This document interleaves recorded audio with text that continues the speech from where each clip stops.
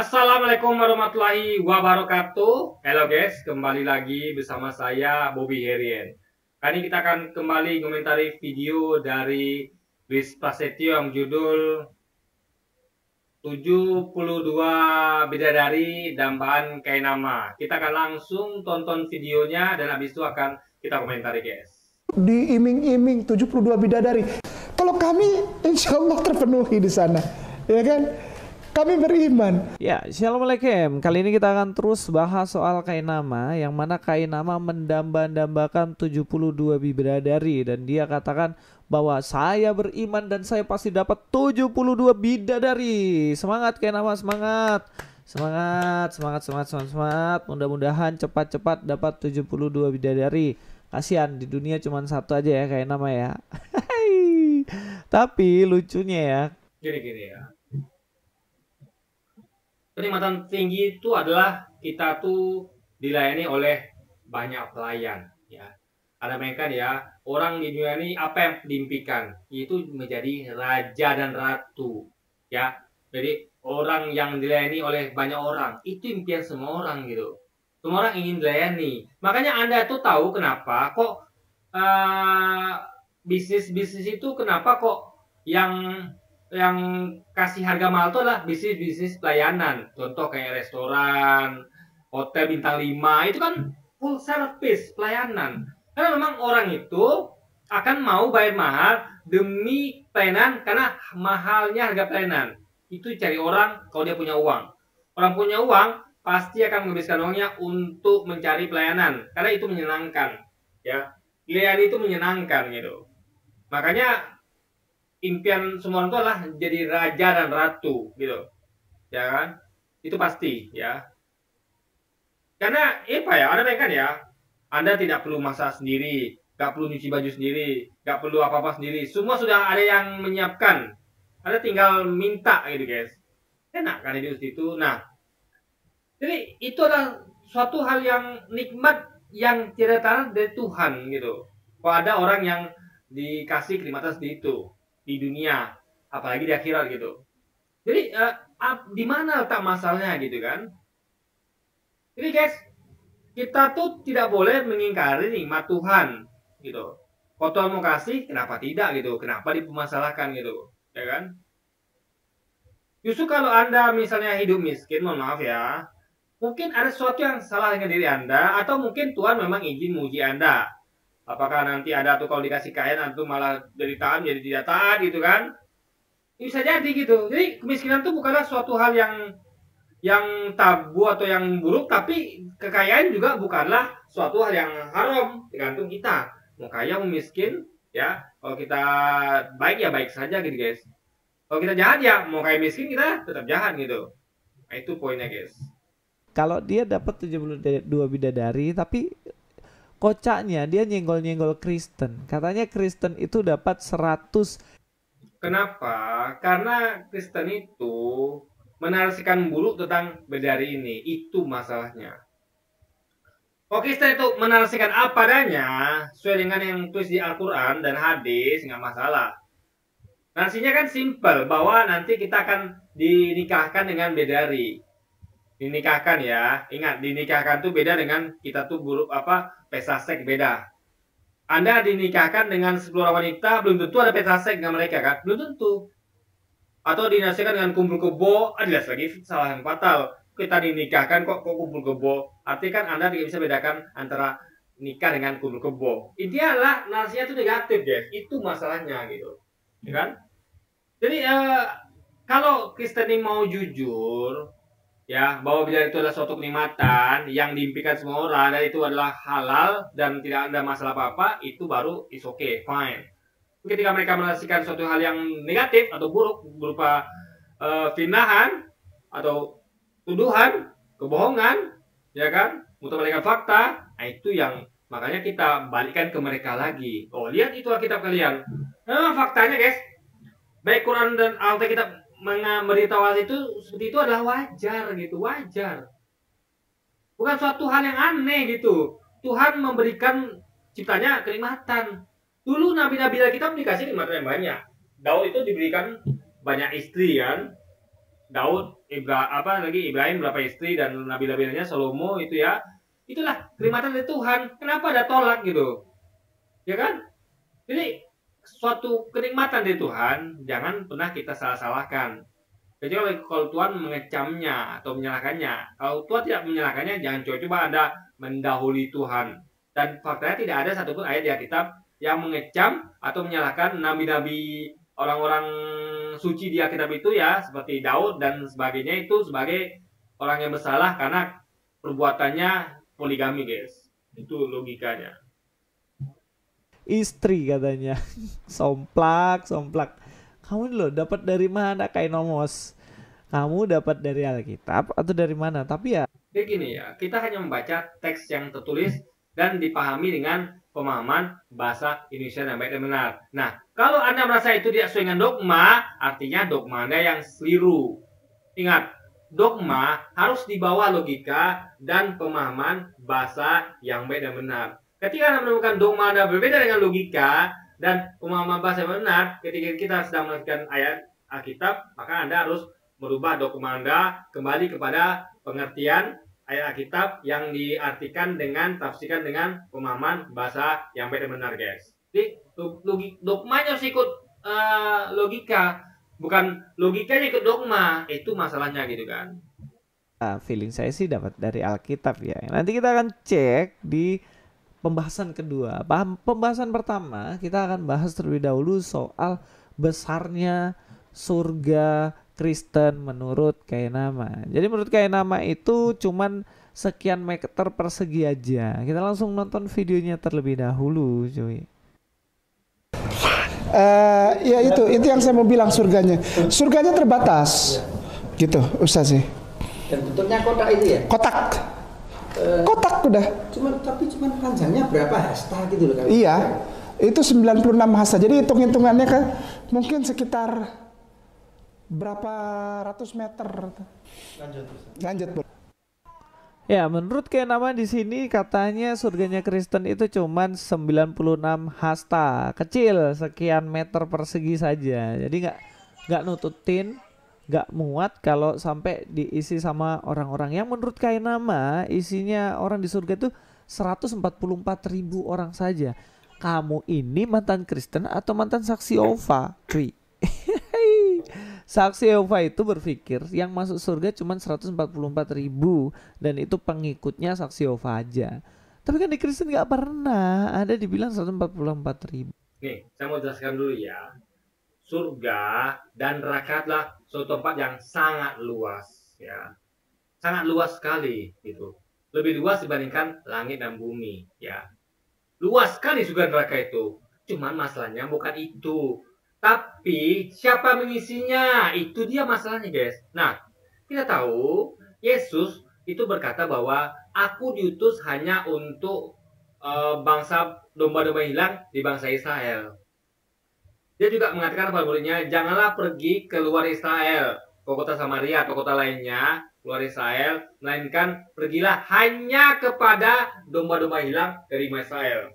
Artinya Yesus hanya diutus untuk Israel. Artinya jatah pengikut Yesus itu hanyalah untuk orang-orang Israel. Luar Israel itu bukan pengikut Yesus. Mereka harusnya mengikuti nabi lain. Itu nabi yang diutus kepada mereka. Gitu loh guys, logika pikirnya. Ya kan? Nah, jadi siapa nabi yang berlaku sekarang? Ya Nabi Muhammad. Nabi universal yang meliputi seluruh bumi. Dimulai sejak zaman dia diutus hingga akhir zaman guys. Itu harus jadi pengikut nanti di surga itu namanya adalah pengikutnya Nabi Muhammad. Di neraka juga neraka gak ya? Karena pengikut Nabi Muhammad itu semuanya ujung-ujungnya akan masuk surga. Jadi guys, yang penting tuh bukan besar kecilnya neraka, tapi siapa yang akan mengisinya, itu yang paling penting gitu loh. Jadi yang masuk Kainama adalah sekian itu. Kenapa? Karena Yesus diutus hanya untuk segitu orang gitu loh. Jadi jatah pengikut Yesus surga itu hanya orang-orang Israel yang mengikuti Yesus dan betul-betul ikut dia. Bukan yang ikut Matius, Lukas, Paulus, bukan.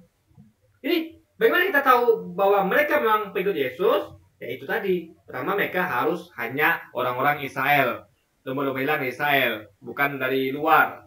Kedua, mereka harus begitu kata-katanya doang. Jangan ikuti kata-kata Matius, Lukas, atau Paulus, jangan.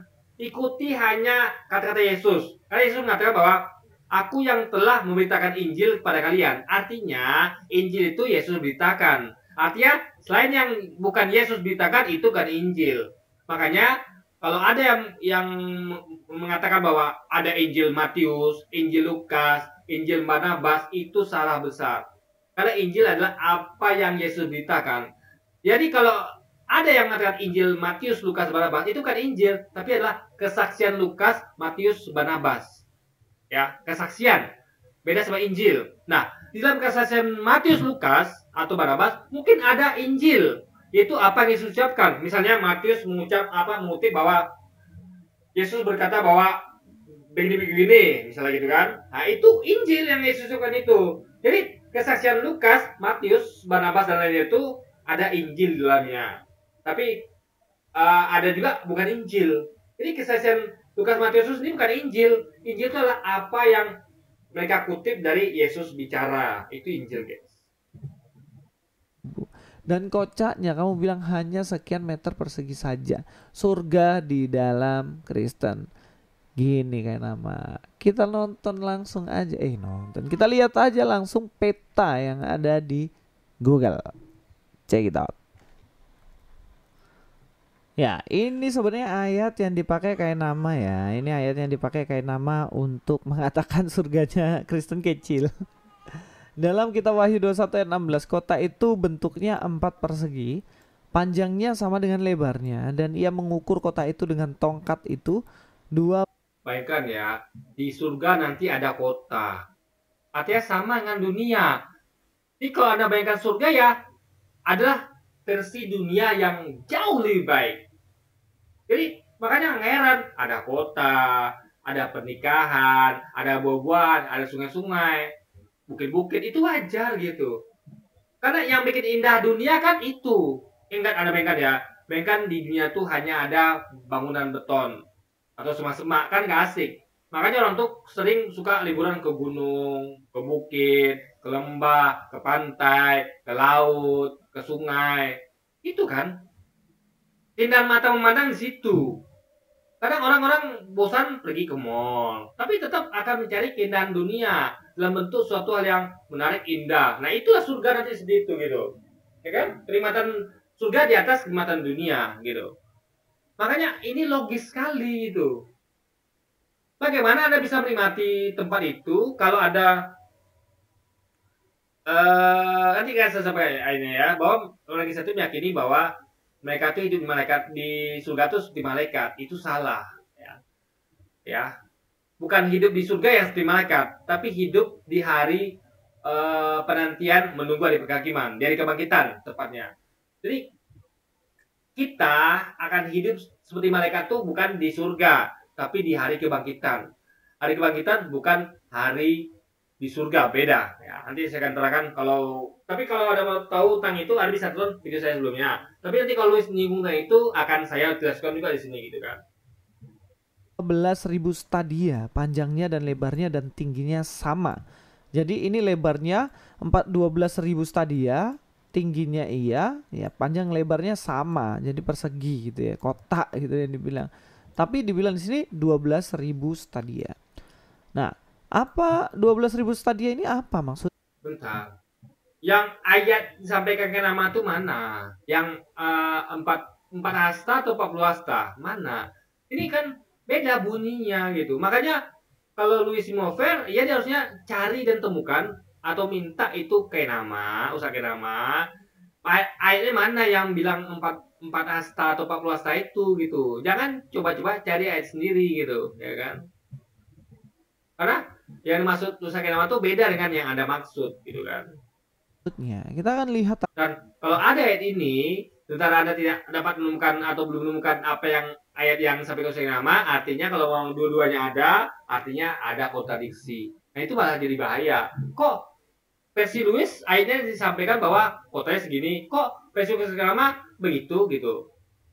Nah, harus ditemukan dulu, mana nih datanya kayak nama gitu. Diminta dulu, jangan juga data.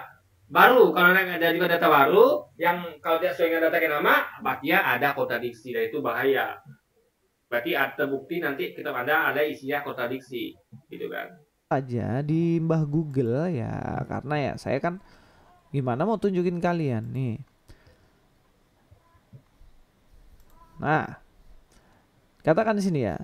Sebuah kota yang turun dari surga atau sebuah kota yang berbentuk kubus dengan ukuran 2400 kilometer. Jadi 12.000 stadia itu kira-kira 2400 kilometer. 2400 kilometer ini panjangnya kurang lebih, kalau ini kan 2600. Jadi kurang lebih Jakarta sampai di Ambon lah. Ini kan ujung sini ya, mungkin Ambon ujung sini lah. Tapi apakah ini kecil? Apakah ini hanya sekian meter saja seperti yang dibilang kayak nama? Ya enggak. Ini gede cuy, besar banget, dan dikatakan iya, itu ayat yang disampaikan tuh tidak sama dengan disampaikan Ustaz Irama. Saya pun nggak tahu tuh ayat yang disampaikan Ustaz Irama itu yang mana, karena Luis itu sepertinya memotong ayat itu, bagian itu, atau mungkin memang Ustaz Irama tidak menyebutkan di kontennya gitu kan. Makanya konfirmasi dulu Ustaz Irama, atau mungkin dia kurang ajar gitu kan, nyebut nama aja kayak nama gitu kan, mana ayatnya gitu, harusnya bukan menyampaikan data yang lain gitu, sehingga yang ada adalah nanti akan menjadi terbukti kontradiksi kalau nama memang benar ada ayatnya gitu kan yang ngomong begitu. sebenarnya itu yang turun adalah Yerusalem baru yang turun ya. Jadi ini menggambarkan apa? Ini sebenarnya bukan menggambarkan surga yang kecil, tapi justru menggambarkan surga yang besar. Tapi apakah benar surga nanti besarnya segitu? Ya enggak juga. Sekali lagi ya, kita yang penting itu bukan bicara mengenai surganya, tapi isinya. Percuma surga tuh luas kalau Anda tidak masuk ke dalamnya, itu masalahnya. Saya pilih mending surga itu kecil, tapi saya masuk ke dalamnya. Itu jadi yang penting itulah masuk ke dalamnya, bukan ukurannya ya yang penting gitu kan. Saya sudah bilang, ini penggambaran yang begitu istilahnya tempat yang begitu luasnya yang ada, yang menunjukkan tentang surga itu. Kalau di Al-Quran jelas dikatakan bahwa surga itu seluas langit dan bumi, ya jelas, ukuran itu jelas di Al-Quran. Pada kita kan tidak ada, itu masalahnya. Cuman ada itu, ada satu kota yang ukurannya sekian gitu doang gitu. Nggak disebutkan juga keseluruhannya berapa luasnya gitu kan. Nggak seperti di Quran guys. Jadi kan nggak mungkin dibilang ukuran gini besar ini. Ya surga nggak terbanding besarnya, besar banget. Tapi kan ini untuk membahasakan dalam. Jadi kalau coba juga kalau surga seluas apapun itu, kalau ada di surga tuh kehidupannya hanya memuji Tuhan, ya. Memuji Tuhan nggak perlu tempat yang luas, nggak perlu. Anda hanya butuh suatu tempat, mau sesempit apapun, yang penting Anda hanya butuh tempat untuk duduk, untuk Anda tuh mengucap syukur, memuji Tuhan.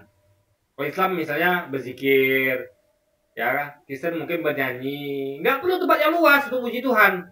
Nah makanya mereka nggak ngerti, ya. Kok di surga tuh muji Tuhan? Kita surga tuh muji Tuhan, oke. Tapi bukan hanya itu. Tapi kenapa disediakan tempat yang sangat luas untuk menikmati keindahan di dalamnya gitu, ya? Karena kalau tempatnya sempit, udah sosokan nggak enak. Tapi tempat luas kan enak gitu guys. Jadi kalau Anda ngerti ya, contoh kayak kalau ada gamer ya, Anda pasti ngerti ya. Atau Anda tuh misalnya mau traveling, Anda bayangkan ya, kalau dunia ini sempit, Anda punya uang yang banyak sekali, uang Anda belum habis dan Anda masih hidup, tapi Anda belum mengelilingi dunia. Apa Anda sudah mengelilingi dunia? Anggaplah dunia itu cuma sebesar Asia Tenggara, Malaysia, Thailand, Brunei, Indonesia, itu saja. Nah, uang Anda masih banyak, waktu Anda masih panjang. Anda merasa sudah mengelilingi dunia. Masa ada situ-situ lagi? Nah, tapi dengan dunia begitu luas, Anda punya kesempatan untuk menjelajahi dunia ke tempat yang belum Anda temui. Dan itu asiknya gitu kan. Oh, saya belum pernah ke Italia, pengen Italia lah. Tapi sudah pernah, ya sensasi itu berkurang. Nah, beda dengan surga. Begitu luasnya, kita akan excited ke tempat baru gitu. Jadi indahnya itu guys, gitu kan. Jadi semakin Jadi yang penting itu adalah isinya gitu. Percuma surga luas kosong melompong atau hanya untuk tempat memuji kan percuma gitu. Pastilah tempat yang luas tuh ada diisi oleh hal-hal yang indah, nikmat yang banyak gitu. Ya, apa yang nikmat dunia yang halal itu kita akan nikmati lagi di surga. Itu baru logis. Jadi surga tuh kita bukan hanya memuji Tuhan, bukan. Itu memuji Tuhan itu adalah di hari kebangkitan. Untuk apa? Karena kita paham kita lagi posisinya lagi mau dihakimi. Orang mau dihakimi, dia akan terus memuji hakim untuk agar hukuman diperingankan gitu guys. Ngerti nggak? Itu psikologisnya agar dia tuh selamat gitu loh. Karena ini masa-masa genting, masa-masa menunggu hari penghakiman ketika setelah dibangkitkan. Makanya kerja manusia tuh hanya memuji Tuhan. Karena saking takutnya mereka akan dihukum oleh Tuhan. Itu yang berikutnya. Jadi bukan di surga. Di surga memang ada memuji Tuhan, tapi bukan hanya itu. Lebih banyak kita menikmati nikmat yang Tuhan kasih kepada kita. Nikmat dunia yang jauh lebih nikmat di surga dan dunia yang halal-halal dan dibolehkan oleh Tuhan saja guys. Dalam bahasa-bahasa kiasan sama kayak surga. Surga itu ada emasnya, ada batu ini dan lain. Itu kan penggambaran yang begitu indahnya sebuah surga. Jadi nggak usah terlalu polos lah kayak nama, nggak usah terlalu polos hidup itu. Kayak nama itu tentu hanya membaca ayat. Kalau memang ada ayat itu, yang saya nggak tahu juga ayat itu ya apa yang dimasukin nama ayatnya ayat apa. Kalau itu memang ada, artinya ya itu ayat siapa yang buat. Kok Louis meyakini surganya luas, tapi kok ayat itu ada, itu masalahnya. Makanya tugas Louis adalah menemukan ayat itu ada apa tidak. Bukan dengan apa namanya? Karena gini, untuk menemukan ayat itu ada apa tidak harus konfirmasi ke nama. Gak bisa dia rekan-rekan sendiri gitu kan. Karena yang tahu tuh kan nama, harus tanya ke dia gitu. Itu logikanya guys. Sampai gak ngerti kayak gitu. Nah ini lebih kocak lagi nih. The real of kocaknya kayak nama adalah menuduh bahwa Kristen dapat 100 istri. Check it out. Ngerti gak sih arah saya bicara? Mereka itu memprotes orang Islam. Orang Islam itu ini ingat ya, ini adalah pelajaran matematika sederhana ya. Simple. Anak SD pun tahu kali-kalian gitu kan. diiming-iming 72 bidadari. Hey, come on, kamu diiming-iming 100 istri. Nanti kalau kamu mati, 100 istri. 100. Kenapa? Ya? Tapi nggak terpenuhi. Bagaimana terpenuhi? Orang kotaknya cuma segitu-segitu. Isinya 144.000. Terus kamu santai aja tuh. Kenapa kamu protes ke kami? Kalau kami, insya Allah terpenuhi di sana. Ya kan? Kami beriman. Kamu udah nggak terpenuhi, udah lebih kotaknya, surganya kotak. Ayo, gak usah bercanda lah, udah santai aja. Ya, santai aja kayak nama, nggak usah bercanda lah. Kalau punya otak, pikirannya itu cuman perempuan, cuman pengen punya bidadari, ya nggak usah ngajak-ngajak lah, cuy. Nggak usah ngajak-ngajak. Loh, beda itu hanyalah satu dari sekian banyak nikmat dari Tuhan. Kenapa Anda masalahkan gitu kan? Yang penting ingat ya, bukan masalah banyaknya, bukan masalah kuantitas atau banyaknya, tapi kualitas. Satu bidadari yang nikah dengan kita alias satu sisi itu lebih baik dibandingkan dengan satu wanita tapi bukan muhrim. Ngerti gak? Anda punya satu pacar itu kalah dengan Anda punya satu istri. Satu istri itu isi ada semua. Sah. Ini satu orang pacar bukan muhrim. Gitu loh guys. Jadi jangan pernah mengilegalkan sesuatu yang legal. Jangan pernah melegalkan sesuatu yang ilegal. Pacaran itu ilegal, bukan muhrim gitu kan, bukan sah suami istri. Jangan coba-coba legalkan. Jadi bukan masalah satu atau berapa, tapi kualitasnya. Berapapun itu, kalau saya aturan itu berarti sudah sah, sudah halal.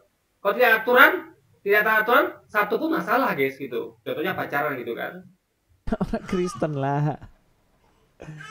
Sekoplak itu gak dirimu? Ya, statement pertama dia mengatakan bahwa orang Kristen diiming-imingi 100 istri dan mereka hanya 76 bidadari. Dan kayak nama itu ungkapin hatinya, saya bener-bener pengen beriman punya itu. Sakno. Luis, anakmu nangis tuh bro.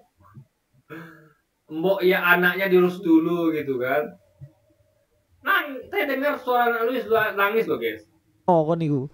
Masa beriman supaya dapat 76 bidadari? Ini perempuan sampingmu itu nggak kasihan apa dia nanti digilir itu di surgamu? Nah ini nggak ngerti dia. Makanya saya terangkan gini ya. Makanya Luis tuh harus ngaji biar dia cerdas. Belajar untuk tahu surga itu seperti apa dalam keimanan seorang muslim. Ingat ya, di surga itu nanti kita memang akan dapat bidadari, tapi jangan lupa kalau kita punya istri di dunia, istri itu taat pada kita, di surga nanti istri kita yang taat itu akan jadi ratunya bidadari. Kita tahu ratunya bidadari, artinya menjadi wanita yang terbaik di antara para bidadari, yang paling cantik, yang paling mulus, paling montok, paling menyenangkan, pokoknya paling semuanya. Satu istri kita tuh yang paling wah di antara semuanya. Jadi bidadari itu sudah wah, istri kita lebih wah lagi. Dan sama apanya sama-sama perawan, digauli perawan lagi. Ibaratnya kalau analoginya dengan mobil misalnya ya, bukan jangan salah paham ya, bukan saya mencoba untuk merendahkan wanita ke mobil, tapi ini analogi biar ada paham. Ya, kalau kita udah paham, makanya nggak perlu analogi nih. Tapi itu orang tulis sih kan nggak paham dia, maka kita ngasih analogi itu biar dia gampang memahami, gitu kan. Nah, kalau saya punya atau Anda punya mobil Lamborghini supercar, tapi satu dan mobil itu selalu baru. Anda mau pakai berapa jam, mau kemanapun ke lumpur, mau Anda tabrakan, dia akan selalu baru, ya kan? Akan dibuat selalu seperti baru, seperti tidak pernah jadi apa-apa gitu. Seperti nggak pernah, bahkan seperti nggak pernah jalan sama sekali. Itu yang terjadi. Dan Anda punya misalnya 99 mobil Alphard. Campur tuh ada Alphard, ada Terios, ada macam-macam lah guys ya. Nah, apa yang akan terjadi? Kalau saya ya, ngapain saya pakai Alphard? Ngapain saya pakai Terios dan sebagainya? Meskipun mobil itu bagus. Ya saya cuma mau pakai satu Lamborghini. Karena selalu baru. Dan itu mobil yang terbaik, paling kencang, paling bagus gitu kan, paling mahal. Yang lain itu untuk apa? Cuma untuk hiasan, pajangan, untuk pameran, bukan untuk dipakai, bukan untuk dikendarai. Ya cukup pakai Lamborghini satu aja. Nah sama kayak ratu bidadari itu istri kita. Kita ngapain tidur atau berhubungan badan dengan bidadari itu? Ngapain? Mereka cukup untuk di mata saja bahwa kita dilayani dengan orang-orang cantik. Cukup. Seperti Anda pergi ke restoran atau ke bank. Jangan pikiran Anda kotor. Melihat teller bank, karyawati bank, restoran yang cantik, lalu Anda bayangkan, oh aku bisa tidur sama dia. Enggak begitu. Itu karyawan, pelayan disediakan untuk Anda nikmati kecantikannya. Itu hanya untuk agar Anda senang dilayani gitu. Disediakan makan, dipersilakan makan, disediakan minuman, dilayani untuk transaksi perbankan. Itu biar Anda senang pergi ke bank, senang pergi ke restoran. Itu bukan untuk Anda tiduri. Ini wanita cantik yang dilayani itu disediakan bukan untuk tiduri. Jangan Anda samakan dengan rumah bordir misalnya. Jangan guys, beda. Nah itulah fungsi dari bidadari surga. Ya, memang tidak ada salah kalau Anda tuh menidurinya, nggak ada salah. Cuma masalahnya adalah ingat ya, Anda sudah punya mobil Lamborghini. Ngapain lagi Anda pakai mobil Alphard atau mobil Terios? Nggak masuk akal gitu. Anda sudah punya istri yang paling cantik di antara semua wanita. Ngapain lagi Anda tidur dengan wanita lain? Yang wanita lain itu hanya seperti tugasnya kayak pelayan yang cantik di restoran, bank. Untuk melayani Anda saja. Ada senang nggak? Minta makan, minum, datang cewek cantik. Cuma datang cewek jelek, maaf ya. Saya bukan menghina cewek jelek. Jadi analoginya gitu. Coba kalau yang datang bukan cantik, pasti ada kan akan berkurang nilai dari apa yang dikasih itu. Ada bayangkan Anda pergi ke restoran atau ke bank, karawannya yang cewek ini nggak cantik, kurang kan? Anda merasakan pelayanan kurang, meskipun mungkin pelayanannya bagus. Ada yang pelayanannya ramah, apa Anda minta dikasih, minta makan minum, pelayanan cepat gitu kan, transaksi cepat. Tapi karawannya kurang menarik, kurang cantik, pasti kurang pelayanannya kan? Karena pelayanan itu lengkap semuanya. Ada pelayanan dalam bentuk kemudahan, ada pelayanan dalam bentuk keindahan pemandangan. Itu kecantikan dari yang lain itu. Nah, itu pentingnya guys, gitu. Jadi yang tidak dipahami oleh Louis itu begitu gitu. Dia menganggap bahwa status wanita tuh, 7 wanita tuh ditiduri semua. Saya tanya ngapain? Dan ingat, istri Anda yang jadi ratu bidadari itu juga berhak untuk dilayani. Karena posisinya adalah selain istri Anda adalah ratu.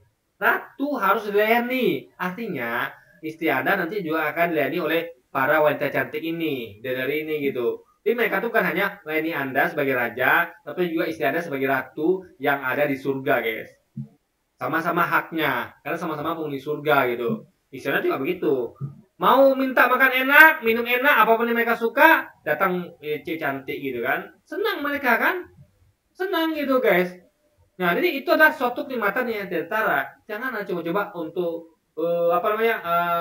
jelekkan atau ada putar balik fakta. Dan jangan lupa, kita tidak semua ditakdirkan untuk punya istri di dunia. Contoh Bunda Maria atau kita sebutnya Siti Maryam. Nah, Anda bayangkan beliau nanti sama siapa di surga? Coba. Atau adik saya yang meninggal tahun 2005 itu keadaan belum nikah.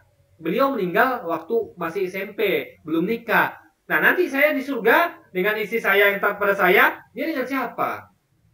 Tentu tidak adil kan? Kok sama saya di surga sama istri saya, kita semua punya istri, yang tidak punya istri jomblo, kan masuk akal, guys. Makanya itulah gunanya dari itu. Nah, adik saya tinggal pilih tuh yang paling cantik dari itu, untuk menjadi teman tidurnya atau ibaratnya ya teman seranjangnya, guys, gitu. Jadi dia tuh mereka ini nggak jomblo gitu, karena nggak semua orang ditakdirkan atau hidup punya pasangan di dunia ini, guys. Itulah guna dari itu gitu kan. Coba ada mereka tidak dari apa yang ada mereka apa terjadi, ada yang jomblo, ada yang tidak, kan nggak enak, guys, nggak adil gitu kan. Oke, sekarang kita akan cek ayat yang dia ambil tuh yang mana.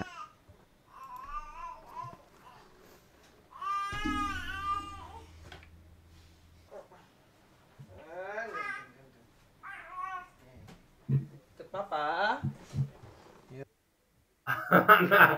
Anaknya dibawa podcast, guys, dibawa ngevlog gitu kan. Oh ya. Jagoan harus ikut papa ngevlog. Nah, sini. Nanti kamu jadi penerusnya papa ya. Penerusnya apa ya kan? Saya kasih dengan anak bener, guys ya. Harusnya anak tuh diajarkan untuk berpikir kritis gitu kan. Jangan ikut dogma gitu saja gitu loh. Saya selalu ngajari anak saya itu berpikir kritis gitu.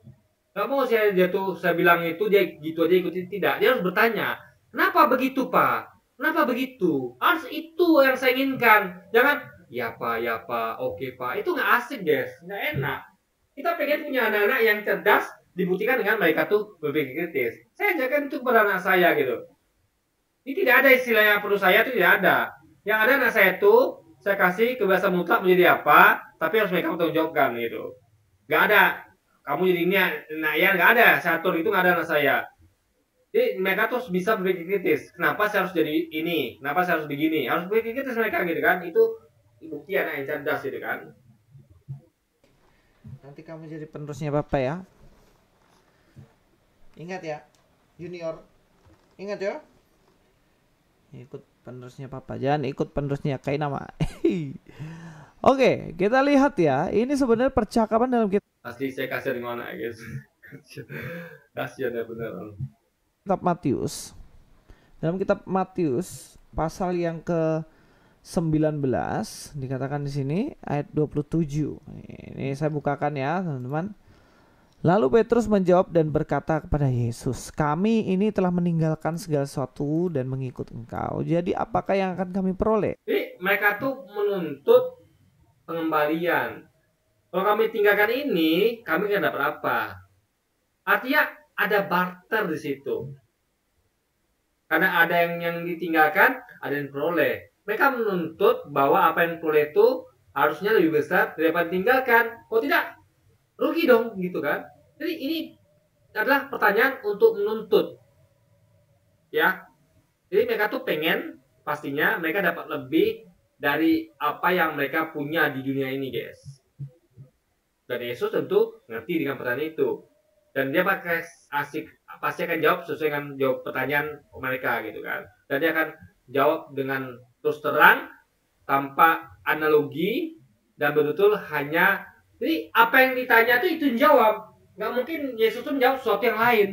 Mereka ini kan ngomong tentang semua yang mereka miliki di dunia. Yesus harusnya jawab dengan itu juga. Nggak mungkin Yesus tuh jawab dengan lain, nggak mungkin. Kecuali kalau Yesus nggak ngerti dengan pertanyaan mereka. Logika kan harusnya Yesus ngerti, gitu kan? Makanya harus bisa jawab sesuai dengan konteks mereka tanyakan, yaitu apa yang didapat yang setara, yang sama dengan yang di dunia itu, gitu guys. Lebihnya apa, gitu kan?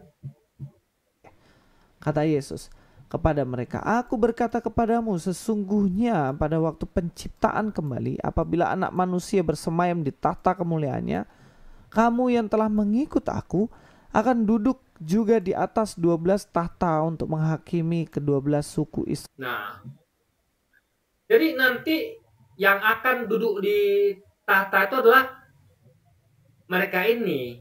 Jadi ke-12 tahta, artinya ada 12 tahta, yaitu untuk menghakimi ke-12 suku Israel. Artinya, dari masing-masing suku itu akan ada wakilnya untuk menghakimi ke-12 suku Israel. Jadi, 12 tahta adalah perwakilan dari kedua suku. Itu saja Yesus tuh mengatakan hanya itu. Artinya Yesus tuh hanya akan betul sesuai dengan yang disampaikan bahwa aku itu hanya untuk perwakilan dari umat Israel. Makanya yang dihakimi adalah kedua suku Israel. Make sense itu kan, masuk akal. Yesus tidak sedang ngomong bahwa aku akan menghakimi seluruh dunia, tidak. Yang faktanya yang dihakimi Yesus tuh hanya kedua suku Israel, guys.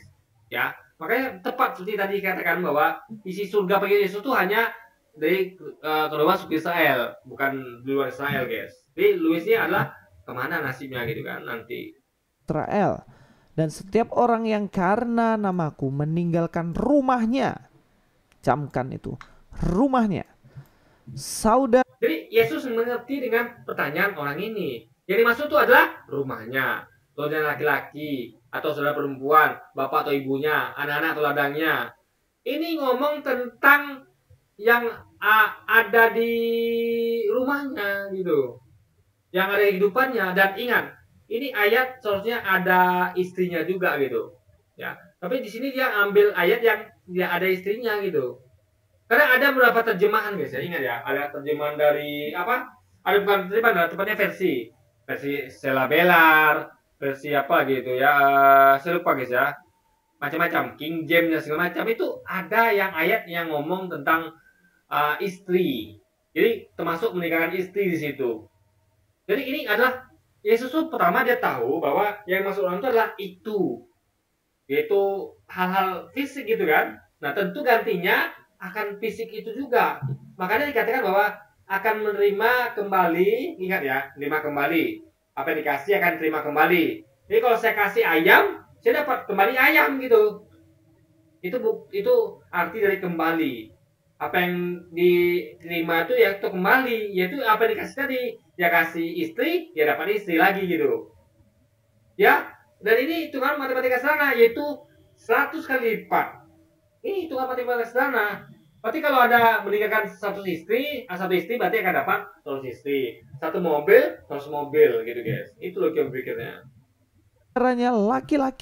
Saudaranya laki-laki, atau saudaranya perempuan, bapak atau ibunya, anak-anak atau ladangnya, akan menerima kembali 100 kali lipat dan akan memperoleh hidup yang kekal. Ini yang dia maksud nih. Nah ingat ya, di dunia tuh tentu nggak semua orang itu nggak punya istri, nggak semuanya jomblo. Ada yang punya istri kayak Louis, tentu akan ikut meninggalkan istrinya.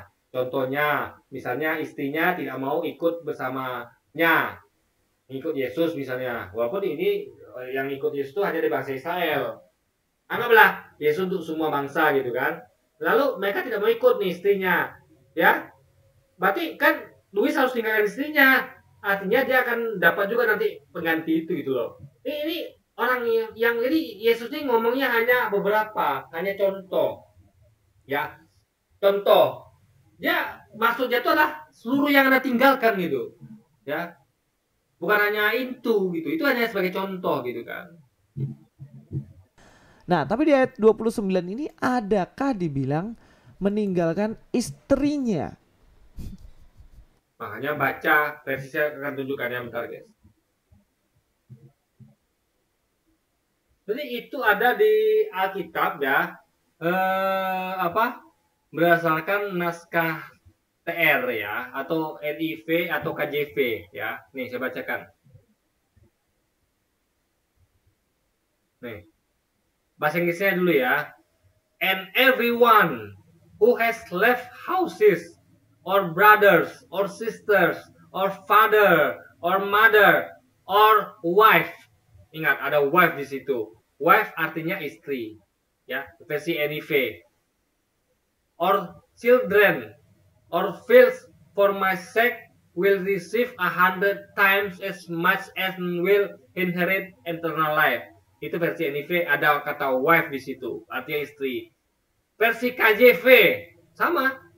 And everyone that had forsaken houses or brethren or sisters or father or mother or wife. Ada wife sekali lagi, itu artinya istri. Jadi ada di kitab terjemahan atau versi NIV dan KJV gitu. Jadi Luis nggak boleh milih-milih versi gitu kan. Bahkan ada juga di versi King James ini guys. Jadi sekali lagi ya, Anda harus jujur menyampaikan ini gitu kan. Jadi dan logikanya adalah Yesus tuh hanya memberi contoh, artinya masuk semuanya. Jadi kalau Anda meninggalkan istri, ya dapat istri. Pokoknya apa yang Anda tinggalkan itu yang Anda dapatkan dengan jumlah 100 kali lipat. Jadi sekali lagi ya, ini hanya contoh. Ya, Yesus mengambil contoh rumah, saudara laki-laki, saudara perempuan, bapak, ibu, anak-anak atau ladang. Nah, logikanya kalau orang nggak punya ladang gimana? Masa dia nggak dapat? Mama harus orang punya ladang? Enggak. Kalau di dunia dia punya kebun, ternak ya dapat ternak gitu. Jadi guys, makanya kita harus ngerti kan ucapan Yesus. Ini adalah contoh.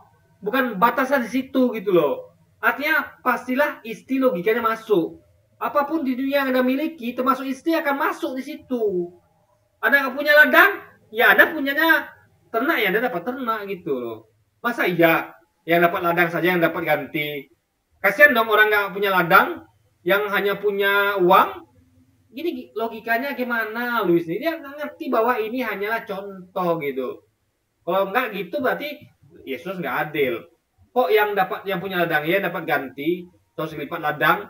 Lah yang punya uang, yang uangnya belum sempat dibelikan ladang gimana? Jari, nggak adil. Dan itu tidak mungkin terjadi ya. Artinya buktinya terbukti logikanya ini hanya contoh. Berarti istri termasuk atau tidak? Termasuk. Dan dibuktikan dengan adanya ini versi tadi saya lupa.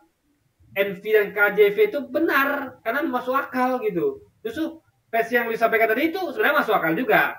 Cuman Louis yang salah memahami karena itu hanya contoh. Ketika tidak disebut istri atau ternak atau uang, ya itu bukan berarti nggak masuk gitu. Masuk bagian, hanya tidak dimasukkan sebagai contoh guys. Itu loh logika berpikirnya kan. Kemudian mendapatkan istri 100 kali lipat. Ada nggak bunyinya cuy? Lo nggak ada. Dibilang di sini nggak ada. Iya, nggak jujur dan nggak paham. Ya.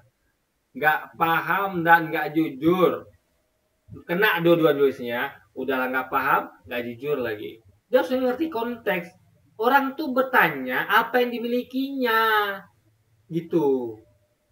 Jadi bukan terbatas hanya pada contoh Yesus. Ingat ini hanya contoh ya. Kalau Anda punyanya istri, ya Anda akan dapat ganti istri. Pada punyanya selain ladang, ya Anda dapat juga. Karena tidak adil kalau hanya yang punya ladang yang dapat ganti gitu kan. Itu lagi pikirnya guys. Ada. Kok tambah-tambah? Saya kasih tahu ya, dalam Alkitab itu orang yang menambah-nambah ayat itu akan dikasih malapetaka berkali-kali lipat. Ya, yang masalah itu bukan nama-nama ayat, karena tidak ada ayat tambah. Yang masalah itulah ketika dia tidak paham ayat Alkitab atau ayat atau teks apapun itu bahaya. Ayat itu ngomong tentang contoh, tapi ada batasi. Seakan-akan contoh itu adalah sudah semuanya di situ. Misalnya bilang gini ya, misalnya saya bilang gini nih, saya kalau meninggalkan kalau saya tinggalkan ini semua yang saya punya ini, saya dapat apa nanti? Ya, ini kan yang mereka punya.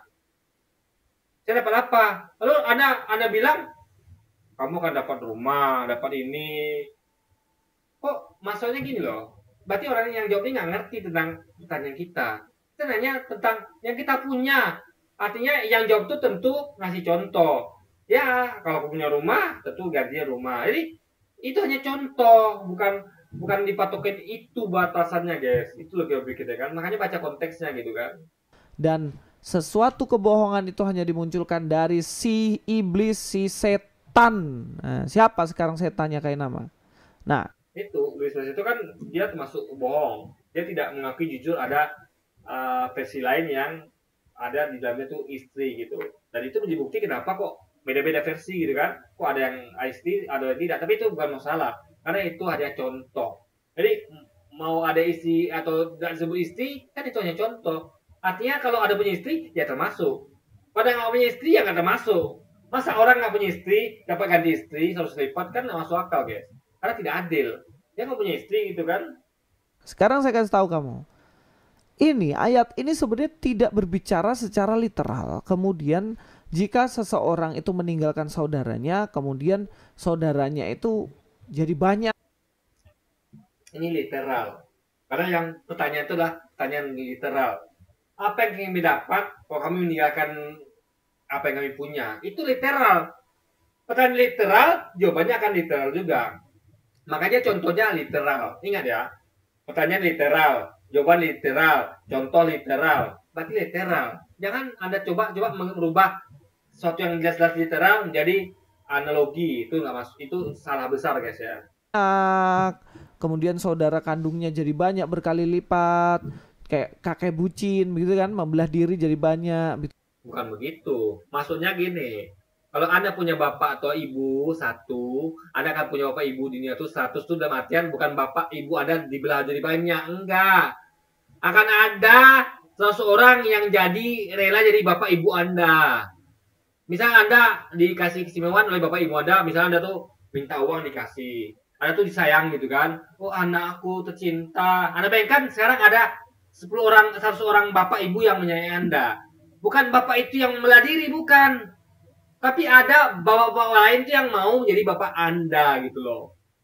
Ngerti nggak maksudnya? Artinya di dunia tuh orang akan saling sayang menyayangi. Ya, saya bukan hanya menyayangi anak saya, tapi saya juga menyayangi 9 anak orang lain. Gitu loh guys. Itu berarti bukti bahwa surga tuh penuh kasih sayang. Bukan hanya sayang pada sendiri, tapi juga sayang pada anak orang lain. Ya, itu indahnya surga. Gak ada tuh egoisme di dunia. Oh, itu anak siapa? Bukan anak gua. Nggak begitu. Di surga tuh semuanya itu bapak ibunya, anaknya. Happy. Kebersamaan di surga itu, guys. Karena semuanya sama-sama mendapatkan kenikmatan yang sama. Tidak ada yang susah. Sehingga semuanya bergembira dan mereka menjadi dekat. Karena tidak perlu lagi ada dipikirkan. Semuanya berisi kenikmatan, senang-senang, dan kebersamaan, guys. Enggak kayak nama. Ini hanya menggambarkan bahwa jika kamu berani meninggalkan sesuatu demi... Jadi di surga ada kota. Ada bayangkan ya, kota aja ada, apalagi ladang. Apalagi bukit gunung. Kota aja ada gitu loh. Anda bayangkan, kota aja Anda di dunia hidup di kota. Cukup nggak cukup? Buktinya apa? Ketika liburan Anda pergi ke pegunungan, ke lembah, ke sungai, ke pantai. Kalau di surga hanya ada kota, nggak masuk akal. Makanya kota itu hanya contoh. Ada ladang nanti. Karena ladang itu juga kenikmatan. Orang itu suka loh. bosan di kota di mall, pergi ke ladang, ya kan? Ada banyak tuh vlog-vlog. Saya suka nontonnya. Kita ada di ladang durian, kita ada di ladang rambutan. Oh, enak nonton tuh guys. Apa yang kita dapat di ladang? Ya makan enak, makan buah, makan macam-macam kan, metik cabe, metik tomat, enak sekali guys gitu kan. Tuhan Yesus Kristus, kamu akan mendapatkan kebahagiaan berlipat-lipat kali ganda. Ini tidak, itu berlipat kali ganda tuh jelas Yesus nggak apa, Yesus lagi, Louis ini ngarang. Di sini angkanya jelas, bukan berlipat-lipat, tapi 100 kali lipat. Ini matematika. Disebutkan jumlahnya exactly, tepat, akurat 100 kali lipat. Beda ya, 100 kali lipat dengan berlipat-lipat. Jangan bertele-tele. Contoh gini. Berapa dapat aku? 100 kali lipat. Artinya, ya ada kasih tuh, ada kalikan 100. Tapi kalau dikatakan bahwa, berapa aku dapat? Berkali lipat. Orang masih nanya, berapa kali dapat?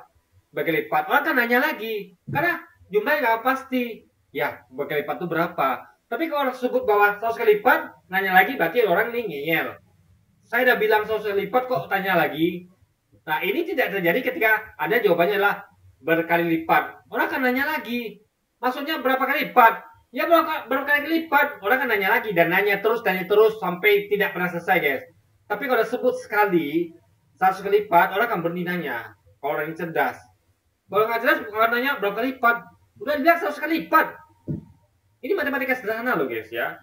Ini jangan Anda samakan antara 100 kali lipat dengan 2 kali lipat. Beda guys. 2 kali lipat itu adalah angka nggak pasti. Ini angka pasti loh. 100 kali lipat. Ini Anda tuh jangan coba-coba ngeles dengan mengganti 100 kali lipat dengan berlipat-lipat. Itu dua hal yang berbeda ya.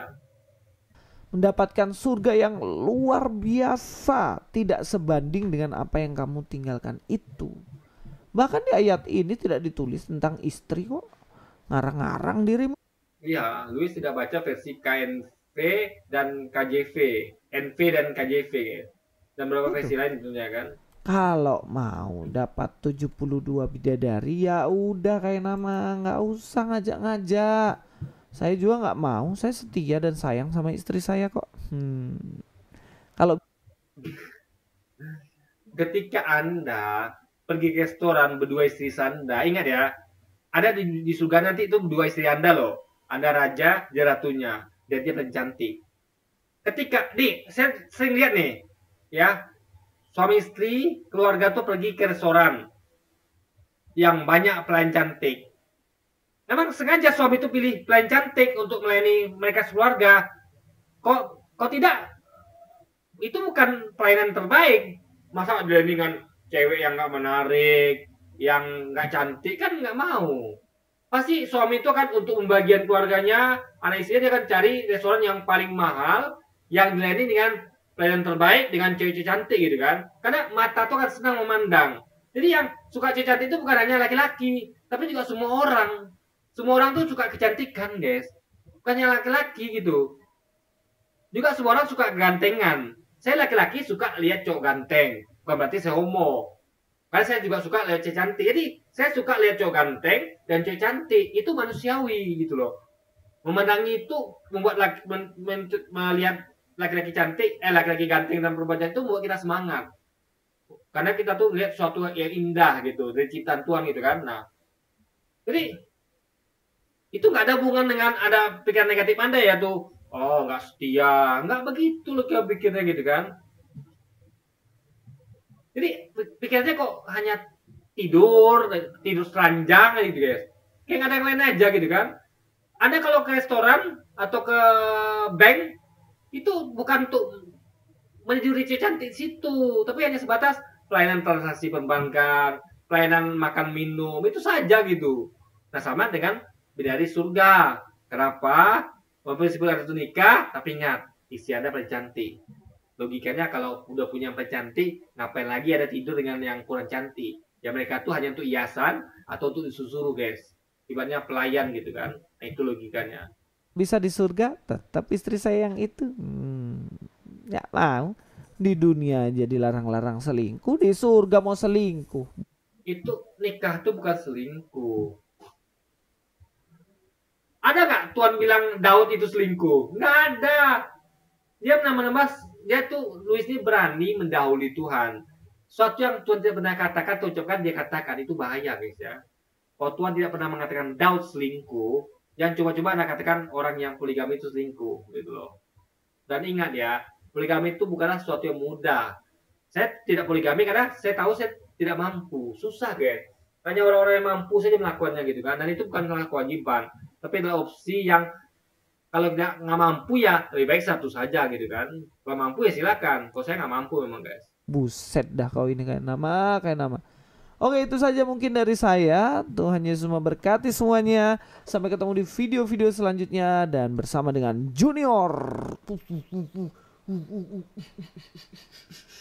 Thank you. God be with you all. Kasihan Junior. Ya Allah, kasihan Juniornya. Anak tuh ya Luis ya, saat saya pada Anda tuh diajari berpikir kritis. Jangan ikut bapaknya yang ikut dogma gitu saja tanpa pernah berpikir kritis guys. Terima gitu aja kan, tanpa pernah mau berpikir kritis sama sekali. Oke, jadi mungkin sekian dulu aja video kita hari ini. Sampai jumpa lagi di video-video selanjutnya. Wassalamualaikum warahmatullahi wabarakatuh guys.